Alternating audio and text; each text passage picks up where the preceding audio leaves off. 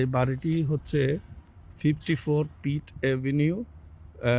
শোনা যাচ্ছে যে এই বাড়িটির মালিক আতাউর রহমান মিয়া মানিক, চেয়ারম্যান তম কনস্ট্রাকশন। বাংলাদেশের সড়ক ও জনপথ রেলপথের থেকে সে অবায়দুল কাদের, মন্ত্রী অবায়দুল কাদের এবং মির্জা আজমের সহায়তায় হাজার হাজার কোটি টাকা লুটপাট করেছে। সে নোয়াখালী আওয়ামী লীগের সহসভাপতি ছিল।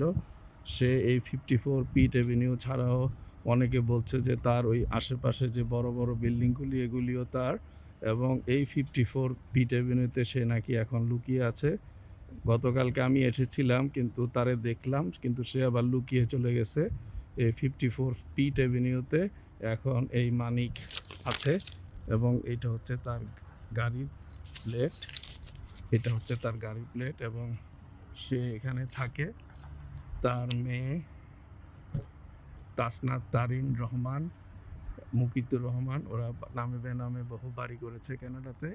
এই যে বাড়িটি দেখতে পাচ্ছেন 54 পিট অ্যাভিনিউ, এবং সে এখানেই থাকে। এখন অনেকে বলছে যে সে এখানে বসবাস করতেছে। কানাডিয়ান গভর্নমেন্ট এবং বাংলাদেশ গভর্নমেন্ট একটা জরুরি ইনভেস্টিগেশন করা প্রয়োজন তার বিরুদ্ধে। আতাউর রহমান মানিক, তমা কনস্ট্রাকশন, তমা গ্রুপ, বাংলাদেশ।